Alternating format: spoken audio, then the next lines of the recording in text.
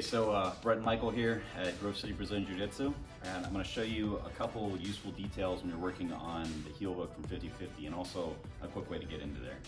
So we're going to start down in our seated guard, and when I'm here in seated guard, I'm looking to try to attack the near leg and get into single leg X a lot of the time.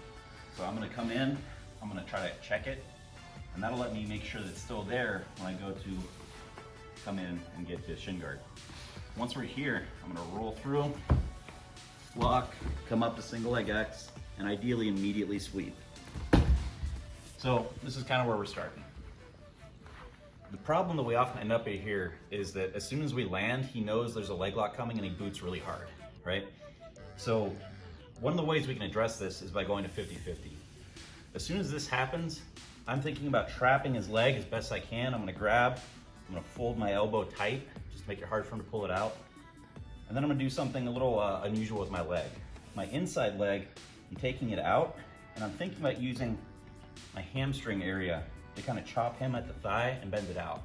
As I do this, I'm making sure that my foot is not coming up here, because that's when he can start counterattacking it with other leg locks. Instead, I'm keeping this trapped, kind of bringing my knee towards me, and then I'm chopping across. That forces a bend in his leg.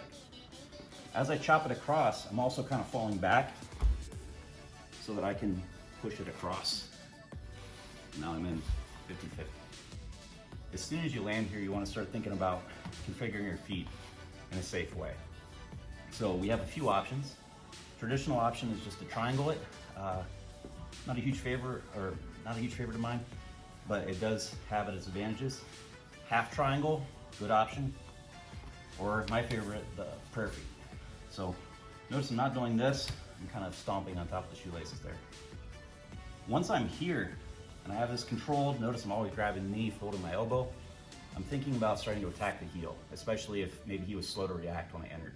Because this can happen really quickly. It's just like here I chop across, here, and then I'm already, as my feet are reconfiguring, I'm looking to chop and expose his heel.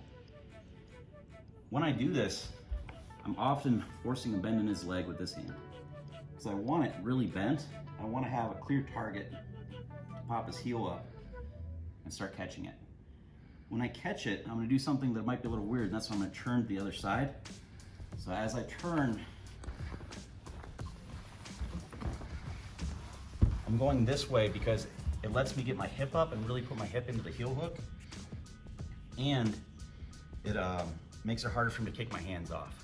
If I'm up here, he can start using his feet to defend, and I might lose it. But if I come this way, I can really lay on it and hide it from him. At least make it hard, because now my knee's in the way. I'm gonna connect my hands, a variety of ways that are good. Don't really care about that right now. Punch, and then I'm gonna put my hip in for the finish. So again, from that side, I entered 50-50, I locked it up, forcing a bend, chop, coming through, getting the finish. So one more time from the beginning. We're here. This time I'll do it on the other side. I'm coming in, attacking, rolling through, here. Boom. Immediately boots. I'm gonna trap his knee as best I can. My leg is chopping through and forcing a bend in his leg. As I do that, I'm passing the leg over, keeping it bent, chopping. When I chop, I'm coming through, locking up tight. I'm starting to turn back in. When I turn, I'm perfectly positioned to immediately finish. Again, generally speaking, I was looking at the camera, but you want to be hunched up, pulling it in tight,